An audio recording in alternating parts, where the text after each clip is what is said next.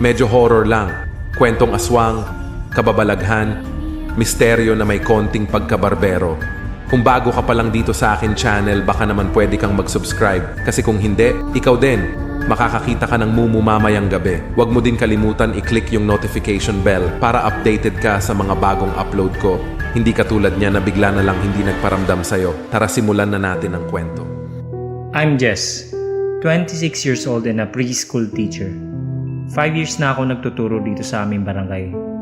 At halos kilala ko na lahat ng mga magulang ng aking mga estudyante. Dahil sila lang din ang mga magulang ng aking mga tinuturuan taon-taon. I have a student named Moriel. She's just 4 years old. Usually mga students ko mga 5 to 6 years old eh. Lagi siyang hinahatid ng kanyang Papa Rafael sa school. Aside from being the youngest among my students, ay may kalayuan din ang bahay nila at medyo liblib. Last year ay naging estudyante ko na din ang nakatatandang kapatid ni Moriel, si Paul. At ang ina naman ng mga ito ang dating dito'y naghahatid. I asked Moriel once kung nasa na yung kanyang mama at panganay na kapatid dahil hindi ko na nakikita ang mga ito. Tugon niya naman ay naroon lang daw ang mga ito sa kanilang bahay. May mga panahong bibihirang pumasok ang mag-ama. So I asked some of their neighbors why. Sabi nila they saw Rafael once na nandun lang sa labas ng kanilang bahay. Nakatulala at parang ang lalim ng iniisip. Before daw kasi ay lagi nag-aaway ang mag-asawa. Pero nito lang daw ay hindi na nila napapansin ang asawa nito kaya marahil ay nilayasan na ang mag-ama. Tangay ang panganay na anak ng mga ito. Ilang sunod na araw pa na hindi na pumasok ang mag-ama. Dahil half day lang ang aming klase ng araw na iyon. Kaya napagpasyan ko na bisitahin sila sa kanilang bahay. Medyo may kalayuan na nga yun kumpara sa ibang mga bahay na nakatayo doon. Puno ng mga puno ang palibot ng kanilang bahay at may nagtataas ang mga damo na rin na nakahambalang sa daan na kailangan mong hawiin upang ikaw ay tuluyang makapasok sa kanilang bakuran. Nang marating ko na ang harapan ng kanilang bahay, ay akin agad na tanaw si Rafael. Totoo nga ang sinabi ng ibang mga magulang ng iba kong estudyante. Ayun ito at tulalang nakaupo sa isang upuang gawa sa kawayan na nakapwesto sa silong ng isang matandang mangga sa tagiliran ng kanilang bahay. Agad kong hinagaw ang kanyang atensyon. Magandang hapon po! Bahagya siyang nagulat at tila nagising ang kanilang diwa. Hindi alam kung saan naglalakbay. Ay, kayo ho pala, Jess. Tuloy ho kayo. Salubong niya sa akin at niyakag ako at papasok. Agad akong umupo sa kaharap na upuan kung saan siya nakaupo kanina. Nais ko lang sanang malaman kung bakit hindi na kayo pumapasok ni Moriel. Taning ko agad sa kanya. Bago siya sumagot, ay sumilip muna siya sa bintana ng kanilang bahay at mula ron, sa labas ay tanaw ko ang dalawang bata na nakaupo sa isang pahabang upuan. Nayari din sa kawayan. Patalikod kung saan kami nakapwestong dalawa. Agad ako naguluhan dahil ang alam ko at ang iba pang nakakakilala sa mga ito ay isinama ng asawa nito ang pangalan nilang anak, ngunit bakit naroon ang dalawang mga bata?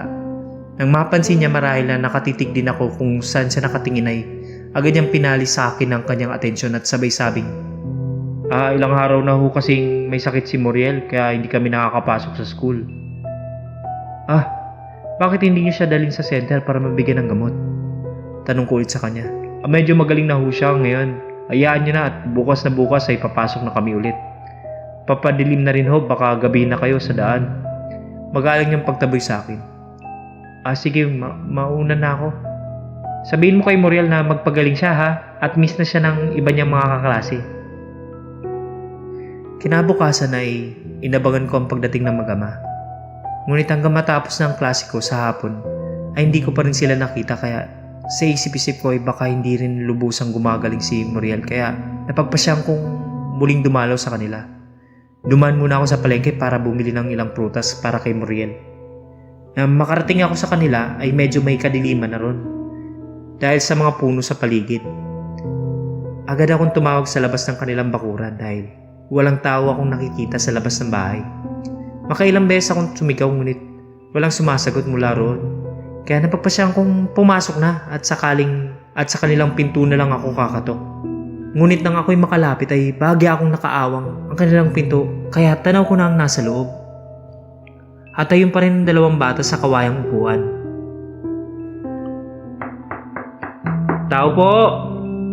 Ngunit tila walang naririnig ang mga ito kaya dahan-dahan akong pumasok. May hindi ka nais-nais na amoy ang nanood sa aking ilong.